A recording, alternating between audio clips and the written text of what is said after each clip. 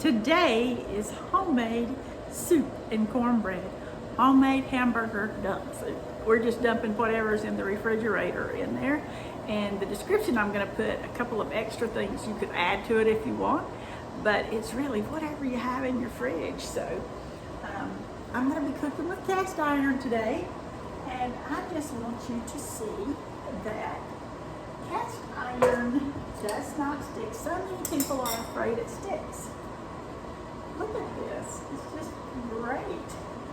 It's just great. So let's try this soup.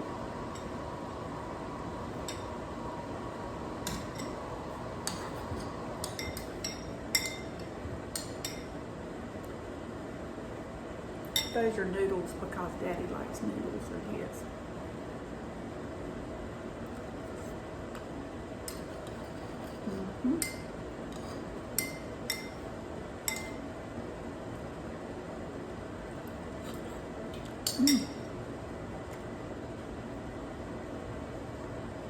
That's great. Okay, guys, time to cook. On with the soup. So we are going to make some hamburger, vegetable, whatever's in the refrigerator soup. I'm serious, because it's whatever is in the refrigerator that goes in here, and it's whatever I have on hand, okay? So as usual, I'm not totally prepared. Get used to it on my lives, my videos. Okay, so I have a cast iron pan that a sweet, sweet friend, Catherine, sent me that had been sitting out in her yard for years. And it was rusted. It looked like it should be thrown away. There was even some pitting in the bottom of it. You see those pits, but they weren't too deep. So it definitely could be restored. So if you're interested in cooking with cast iron and would like for me to do some restoration and show you guys how to do it, or more info on how to cook with cast iron, just give me a comment below and let me know, because if I have enough interest in it, I'll definitely do it for you, because I love restoring cast iron and I love using it, as I've told you before. Okay, so I'm going to put just a touch of butter in here. Remember, this cast iron is cold right now. It's really cold, and you don't have to put the butter in if you don't want to, because I'm going to use this hamburger in there, and that's going to put some oil into it. But as this heats up, I just like to have a little bit of oil or butter or something in there. I just do. Okay, then I'm going to take this hamburger.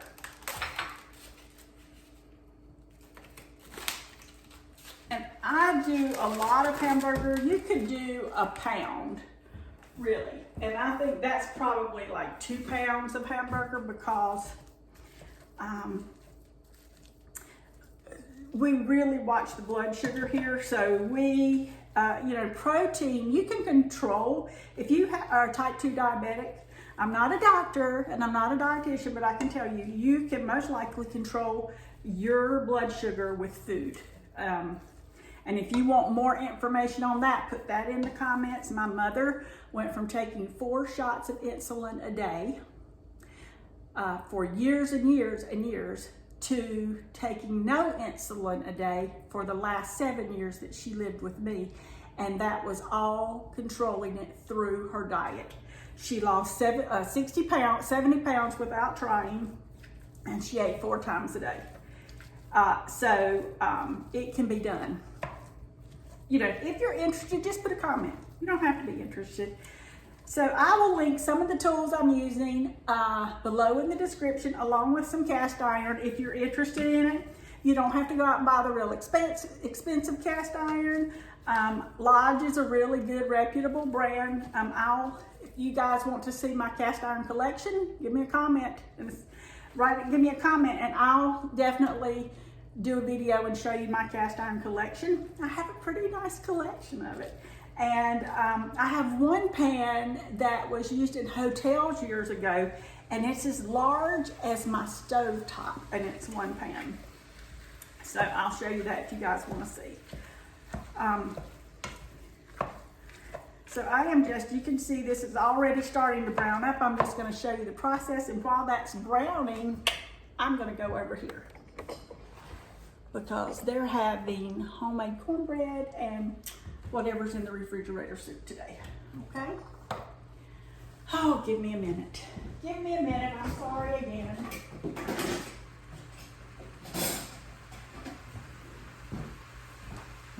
If you're going to cut vegetables, Marty, get a knife. Okay. So,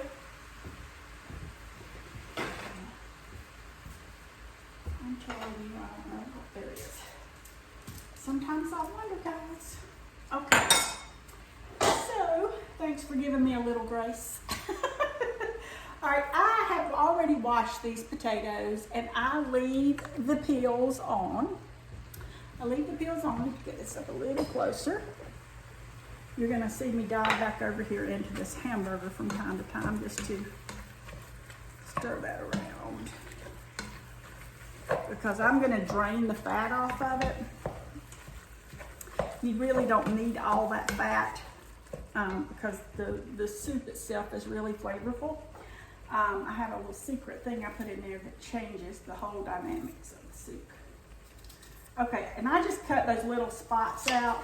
I leave the peels on because there's actually some really good nutrition in that peel. So leave it on, people. There's a cut where they were digging that potato up, so I'm gonna take that out of there. But I wash them really good first. I make all the potato cuts about the same.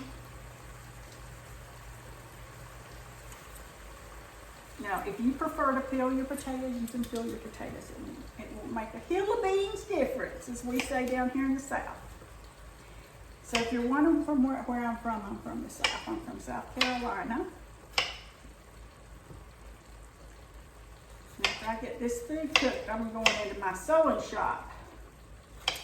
And I actually have a sewing channel and I have a makeup channel. And I always have those links in the description as well. Because you know how women are, and men, we do all the things, you know. We've always got something busy to be doing.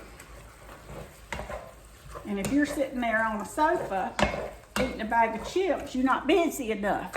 You know, get busy. There's always things to be done around your house or around your place, or find a group of crafters, or find a little project that can keep you busy. You know, especially in the winter, like in the winter, if I don't stay busy, I get the blues. I mean, because it's so sunny down here normally. And when I lived in Kentucky for 7 years, I got really depressed in the winter up there and went to the doctor. He had to put me on a medication because it was something called SAD, seasonal depression. So I really kept myself busy in Kentucky because it would really be gray and rainy most of the time and very, very cold. So if you wanted that little tip, there's a tip for you. Okay, so I'm just going to go back over here and stir this hamburger again.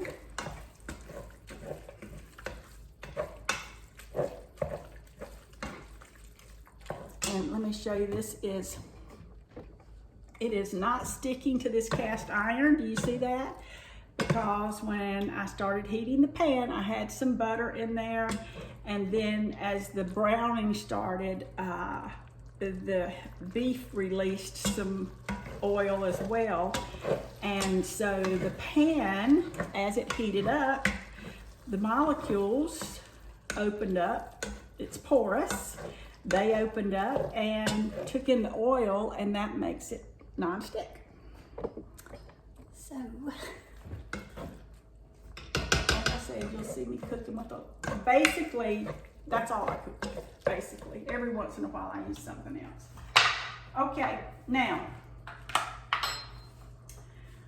we're going to, and I'm gonna do some depression meals that you guys probably eat now that you don't realize were from the Depression.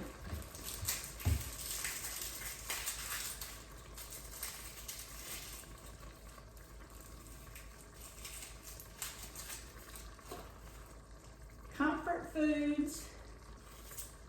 Comfort foods that your mother and your grandmother and your great-grandmother made. And may still make.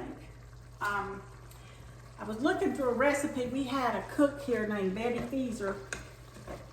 Her life's mantra was to live so that it would have mattered that you were here, and I kind of took up that cause when I was little and read her book. But I was looking through it for some recipes to give you guys the other night, and you know, when she was writing books, it was in the 60s, and that's when all the processed foods started coming out.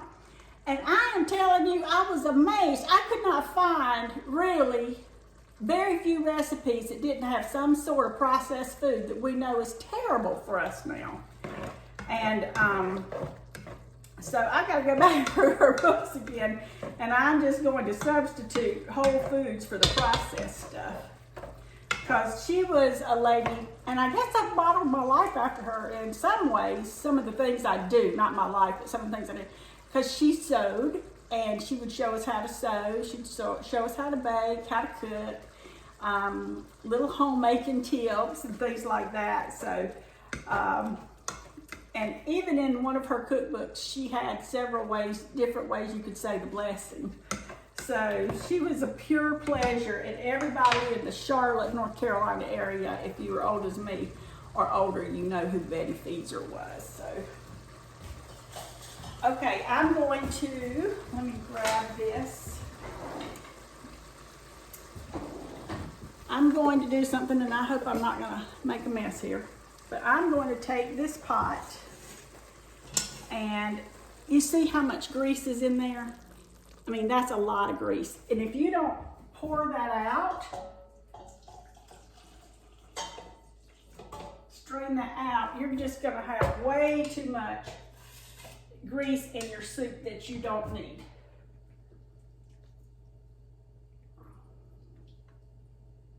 Because that's a saturated fat, and you don't want all that in your diet. So I guess you would call my type of cooking healthy and as clean as it can be, Southern cooking. I don't know. I grew up on all the fats and everything, so I know they're not terrible for you if you eat them in conjunction with healthy meals. But look at that. I mean, that's how much fat I poured off of there. And you definitely, and I'm going to add a little bit back into it with a little butter. I never use margarine, and she used everything in her books was margarine. Okay, I may pour a little bit of that beef stock back in there, but I'm not, that beef fat back in there, but not too much. I don't know about that. Okay, so now I'm going to cut up an onion really quick.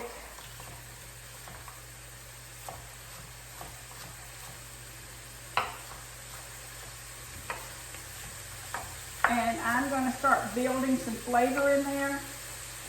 I'll turn this pot back up. I'm going to turn the heat down. I only had it on medium heat, and I'm going to turn it down some because when cast iron gets hot, it stays hot.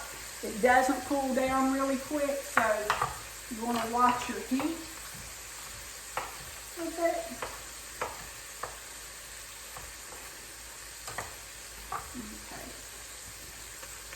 So I'm going to put those onions in there.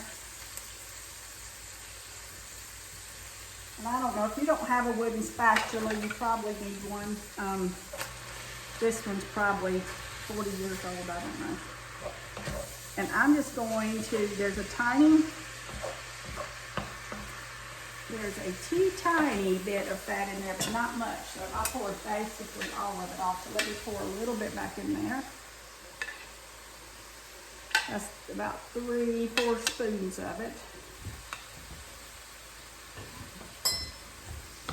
Just enough to be able to saute those onions a little bit without anything. See, the pan is still non-stick. Do you see that? Still non-stick. Okay, now we're going to take and add some salt. And I'm using about two big pinches of salt, pepper, maybe 3. And I'm gonna build that flavor. Because each time I go, I build a little more flavor into this dish. Sometimes people they just start dumping everything in, and that's all fine and good if that's what you want to do. But if you want to build flavor and really have a flavorful soup, I'm gonna put 2 more spoons of this fat. And that's gonna be up to you how much fat you use. But if you want to really build flavor, you need to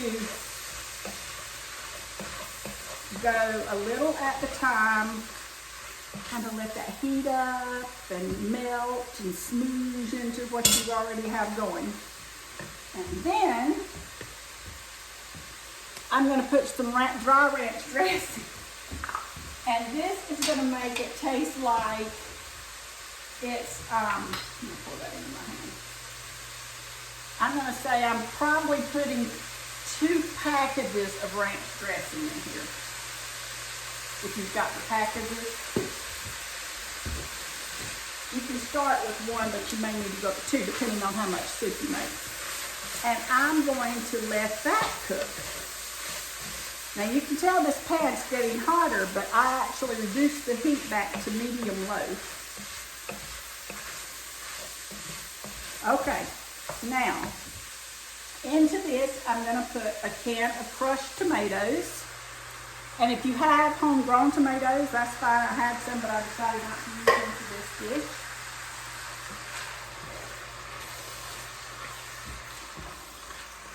I'm going to stir that around.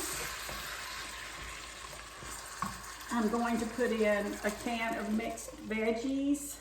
I may not put that second can. I'm going to put in some green beans I had left over in the fridge.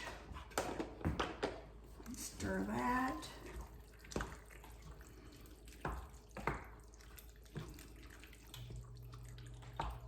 It's looking good. I'm going to put about a half a can of this corn. And don't be alarmed because the fresh veggies I've already opened and the corn, for any leftovers that we have, because after a day or 2, they don't eat any more of it. I'll mix those vegetables up in what's left and I'll freeze it. The only thing, if you're gonna freeze it, don't put the potatoes in. So I'll make sure all the potatoes are out of it before I freeze it. Because potatoes don't freeze very well. You know, unless you're making hash browns or something like that.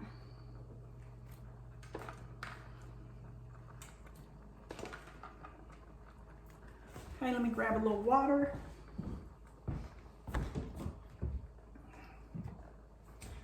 Because we want a soup, not a goulash.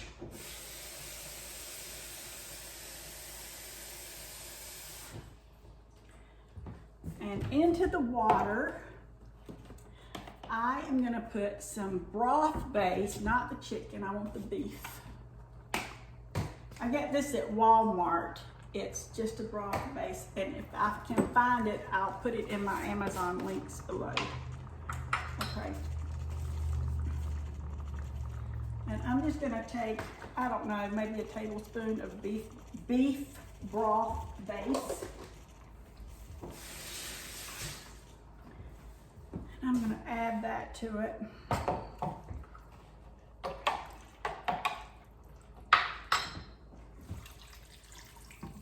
There we go.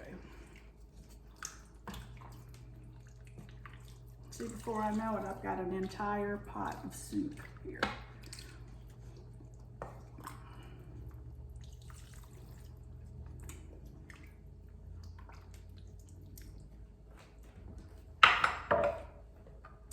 And I'm going to take about 2 tablespoons of tomato paste and put in there. That's going to give that nice red, rich color to it. Again, I'm going to freeze the leftover.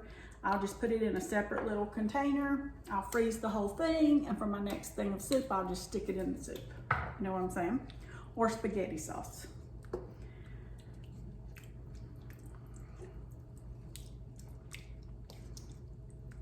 And as usual, I've made too much. It's okay. It's all good. in some more water. Okay, so the hamburger's done. The vegetables have to heat up, but I'm just going to taste the broth.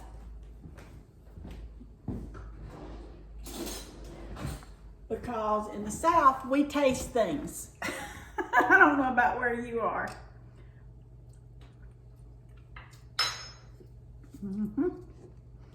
And that's going to tell me about how it's going to taste, not exactly, because the flavors do have to come together. I'm going to put a little more of my ranch dressing in there. A little more salt in there. And if you don't like salt, don't do salt, you know. You do what's good for your family. Oh, and we had some collard greens. I'm sorry, just some regular greens. And I'm gonna stick those in there too because that's just too much good nutrition not to use. So I'm gonna put some greens in that soup too.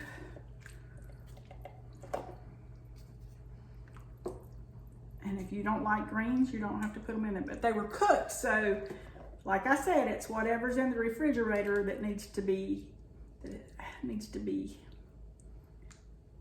eaten by someone or needs to go in this soup. So I've got some greens, some good mixed greens in there now. And I am going to wipe up around my pot.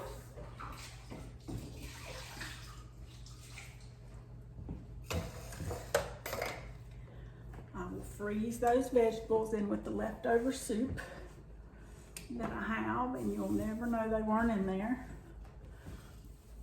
Okay, now the cool thing about cast iron is that this lid is super heavy. And do you see the rings inside the lid? There is a purpose for those, because as this soup cooks with this lid on it, this lid won't let a lot of the moisture out of the pot. Instead, it will go up to the top, steam will form on these rings and droplets of water will fall back down into it. And so you don't have to keep adding water a lot. I'm gonna turn this down to almost low and let it cook for a couple of hours. But if I were in a hurry, I'd turn it up high, cook it really quick, and watch it like I don't know what, and it'd be ready in about 30 minutes as soon as the potatoes were ready. But I'm just gonna let it simmer and do all that good stuff for a little bit. The only other thing I'll add is, and I'll go ahead and add that now, is about a tablespoon of butter. Because that salted butter, real cream butter, just gives it a really nice texture and creaminess to the soup. So that's it. But remember, if you use cast iron, when I come back to this, I will have a pot holder or a towel because that top will be super hot, okay? I will see you guys later. I hope you enjoyed this video, and stay tuned because I've got a lot more recipes coming. But I'll show you what it looks like when it's finished. Bye-bye.